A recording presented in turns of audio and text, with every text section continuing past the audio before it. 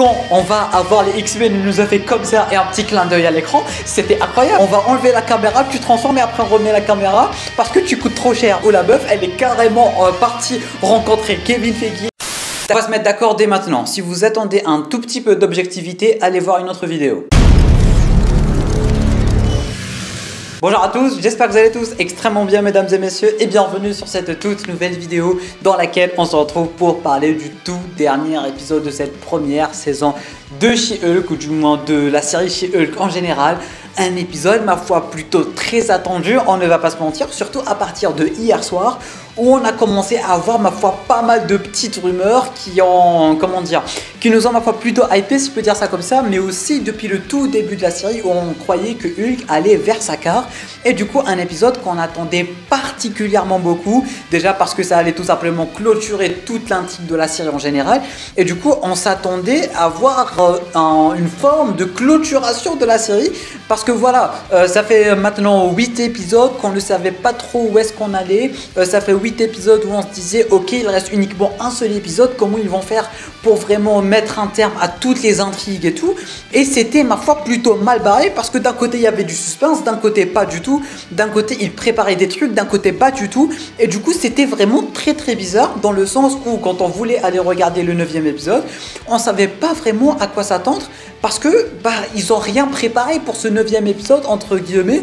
Bon d'accord, ils ont un peu teasé Hulking depuis le début et compagnie, ils ont un peu teasé World War Hulk dans Sakaar et tout, mais ça s'arrête là et du coup à la fin du 8e épisode on s'attendait pas à ce que on ait une ambiance de finale si je peux dire ça comme ça. La preuve même elle a dit ouais c'est l'avant-dernier épisode, oui maintenant on va avoir le dernier cliffhanger etc, peut-être un Hulk rouge et tout je sais pas quoi, et du coup il a fallu attendre une petite semaine pour avoir les réponses à nos questions. Et ces fameuses réponses à nos questions les gars, je sais pas quoi en penser.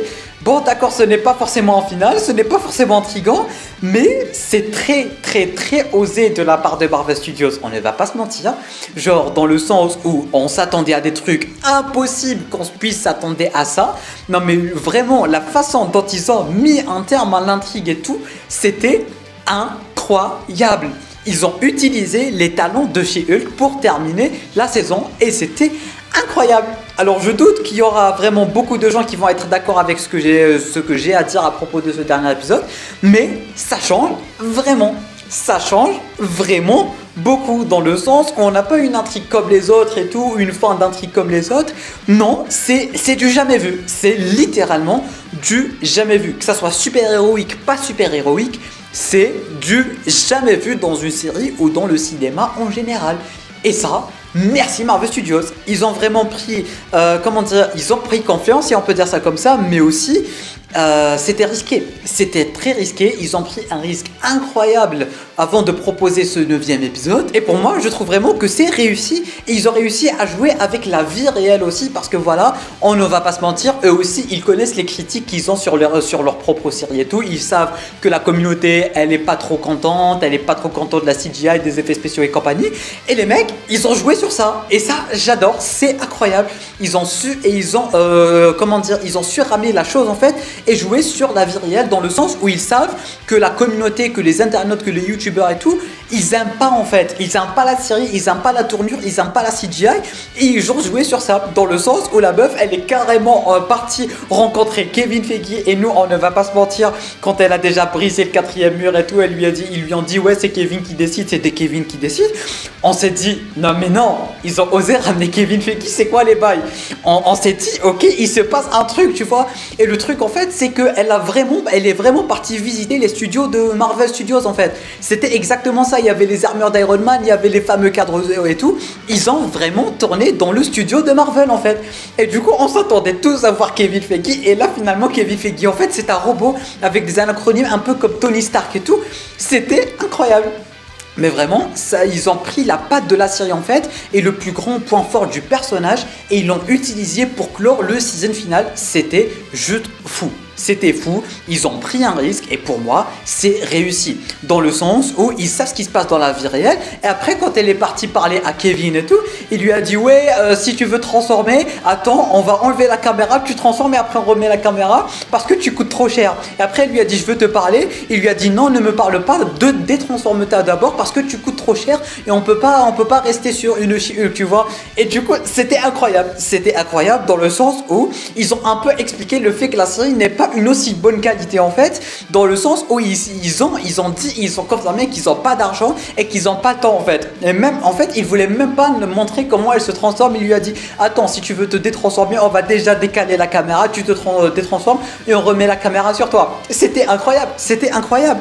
Et aussi, on se rendait compte à quel point c'était du grand n'importe quoi. Quand elle avait débarqué chez Emile Blonsky, elle est débarquée dans la cabane, on avait le Hulk là, Hulk King qui se transforme, qui vient de nulle part. Le mec on nous prépare et tout et là il se transforme, il est dégueulasse et tout. Et là il y a Hulk qui pop de nulle part, on a Abomination qui pop de nulle part. C'est vraiment un truc qui a aucun sens en fait. Ils nous ont montré à quel point les scénaristes ils ont vraiment trouvé zéro idée pour donner vie à la série et pour donner un bon final en fait. Parce que généralement voilà, on va pas se mentir, pour les finales généralement ils aiment bien ramener des guest stars, ils aiment bien vraiment ramener tous les acteurs et tout pour faire un truc grandiose. Mais là en fait ils n'ont pas fait un truc grandiose, ils nous ont montré qu'en fait qu'ils faisaient n'importe quoi. Voilà, ils voulaient c'est vrai faire un truc grandiose entre guillemets, mais ils n'ont pas su le faire. Ils se sont dit vas-y on va ramener tous les acteurs, mais ils n'ont pas vraiment forcément la patte scénaristique de quoi faire un truc grandiose. Du coup ils ont juste ramené tout le monde et tout, une grosse baston générale et ça s'arrête là.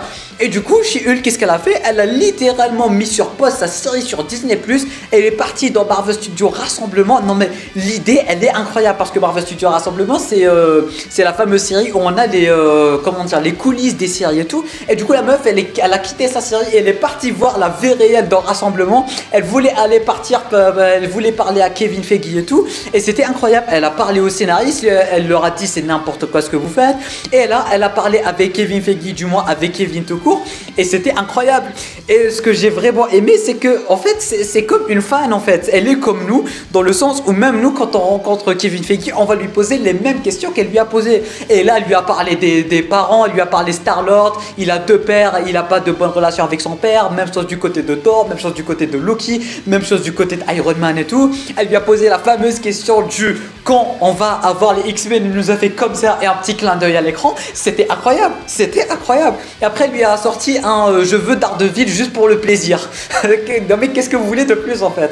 Qu'est-ce que vous voulez de plus? C'était un final incroyable je trouve, et non pas incroyable dans le sens incroyable, mais incroyable dans le sens de la série. C'est-à-dire qu'ils ont vraiment pris un truc auquel on s'attendait vraiment, mais vraiment pas du tout. Ils ont pris quand même la patte de She-Hulk, c'est-à-dire le brisage du quatrième mur qui est limite son plus grand super pouvoir, et du coup ils l'ont utilisé pour clore le final. Et du coup elle a écrit elle-même le scénario de sa série. Elle a viré Bruce, elle a transformé Emile en non-abomination, elle a viré le mec qui servait à rien parce qu'elle savait en fait que c'était que dalle et que l'intrigue elle avait aucun sens, et que même elle en fait elle avait pas signé pour une intrigue qui avait aucun sens en fait. Et c'était incroyable. Et d'ailleurs Kevin il nous a lâché ma foi pas mal de petites pépites, dans le sens où il lui a dit ouais on verra ça dans la saison 2, elle lui a dit ouais c'est vrai, il lui a dit non et tout, c'était incroyable. Et après il a lâché une bombe. Il a vraiment littéralement lâché une bombe dont on aura une réponse un peu après durant l'épisode. Il lui a dit on se verra sur grand écran, du coup on verra ça sur grand écran, quand elle lui a parlé de Bruce, mesdames et messieurs. Quand elle lui a parlé de Bruce, il lui a dit on verra ça sur grand écran. Et oui mesdames et messieurs, parce que juste après on a eu l'annonce officielle, entre guillemets mais quasi officielle, de ce fameux World War Hulk, mesdames et messieurs, parce que Hulk est arrivé de Sakaar. Il nous a présenté son fils, parce que pour ceux et celles qui s'y connaissent pas un peu, même moi je m'y connais pas tant que ça, mais j'ai creusé un peu, et du coup Hulk il a une femme en fait dans Sakaar, et avec cette femme il a eu un enfant, cet enfant qui s'appelle Skaar. Et du coup Skaar qui a été présenté à la fin de ce dernier épisode de She-Hulk. Et du coup dans les comics en fait, bon il y aura une vidéo entièrement dédiée, mais je vous fais une introduction dans la prochaine vidéo. Il y a sa femme de Sakaar qui est morte, et du coup le mec il a pété les plombs et tout. Ça va être incroyable, et Kevin a dit à She-Hulk qu'il allait pas ramener Daredevil, et ils ont quand même ramené Daredevil. C'était incroyable. Daredevil est arrivé, le mec il était en dîner de famille et tout. Alors, est-ce qu'ils ont officialisé leur relation dans le MCU? J'ai envie de vous dire que oui. J'ai vraiment envie de vous dire que oui, parce que le mec il est arrivé juste comme ça, le matin, salut, tout content et tout. Bon, c'est tout à fait un Daredevil très différent de la série, on va pas se mentir. D'ailleurs, on en avait parlé dans la précédente vidéo, mais quand même, c'était incroyable. Et après le dîner de famille, il lui a dit Jane, ouais, viens m'aider et tout, c'était oufissime. Et du coup, Hulk a rencontré Daredevil et tout, c'était fou, merci Marvel. Du coup, personnellement, vous le savez, j'ai pas vraiment forcément craché sur la série comme l'ont fait 90%, voire 99% de la communauté francophone, mais j'en ai rien à battre, parce qu'on a eu un bon épisode. On a eu de bonnes interactions, on a eu une très bonne idée de mélanger les pouvoirs de She-Hulk et tout, du brisage du 4e mur avec l'intrigue. Et du coup, elle savait elle-même qu'il n'y avait pas d'intrigue, qu'il n'y avait pas de budget, qu'il n'y avait rien du tout qui allait avec la série. Et du coup, ils ont utilisé ça pour nous proposer un final digne de ce nom et qui sortait du lot, un peu comme WandaVision, si tu peux dire ça comme ça, les 2-3 premiers épisodes de WandaVision.